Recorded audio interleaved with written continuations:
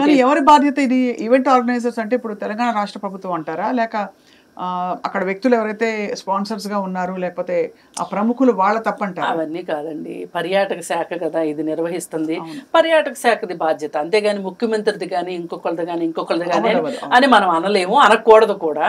అయితే ఇక్కడ మనం ఆలోచించాల్సింది ఏంటంటే, అందం మీద ఇంత మోజు పెరగడం ఒక పక్క, ఇంకొక పక్క ఒక స్త్రీని చూడగానే, పైగా అందమైన స్త్రీని చూడగానే, తెల్లతోలున్న స్త్రీని చూడగానే వీళ్ళకి ఎందుకు ఇంత చిత్తభ్రమణం కలుగుతుంది అనేది ఇది కూడా ఆలోచించాల్సిన విషయం అండి. ఒక స్త్రీ అంటే మనం చూడొచ్చు, మనం కళ్ళతోటి కూడా రేప్ చేయవచ్చు, చూపులతో గుచ్చి గుచ్చి చూడకే అని ఒక పాట ఉంటుంది కదా, అలా ఇప్పుడు వాళ్ళు ఎంత గుచ్చి చూసారో ఆమెను ముట్టుకోకపోవచ్చు, అవును కదా, ఆమెని ఏమి అనకపోయి ఉండొచ్చు, పళ్ళికి తెచ్చుకుని చూసుంటారు ఎవరో.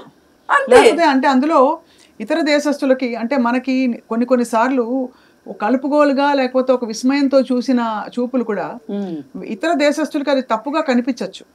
అది కూడా ఒకటి ఆలోచించాలి మనం. అంటే మన కల్చర్లోనే ఏమండి ఒకటి చెప్తాను, నా వెనక ఎవరో నడుస్తూ ఉంటారు, నన్ను ఎవరో బాగా గమనిస్తున్నారు, వాళ్ళ చూపులు నాకు గుచ్చుకుంటున్నాయి అనే సంగతి నాకు తెలుస్తుంది.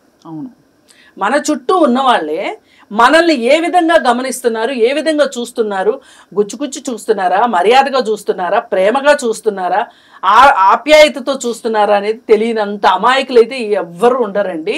ఆ అమ్మాయికి ఎవరైతే ఆ టేబుల్ మీదే కూర్చున్న వాళ్ళని కూడా చెప్పక్కర్లే. అంతే కదా. ఇప్పుడు ఆయన ఏం చెప్తున్నారు, జయేష్ రంజన్ గారు, ఆమె టేబుల్ మీద ఎవరెవరు కూర్చున్నారో వాళ్ళందరినీ కూడా ఆరాధిస్తున్నాము, ఆమెతో పాటు ఆ టేబుల్ పైన కూర్చున్న ఆవిడ్ని కూడా మేము ప్రశ్నించాము, ఆమె అసలు ఇలాంటి ఏమీ జరగలేదని చెప్పింది, అలాగే ఆ టేబుల్ పైన కూర్చున్న వాళ్ళ గురించి కూడా విచారిస్తున్నాము, దీనికి బాధ్యులైన వాళ్ళని విచారిస్తున్నాము, ఎక్కడ ఏమీ జరగలేదని చెప్తున్నారు అని జయేష్ రంజన్ గారు చెప్తున్నారు.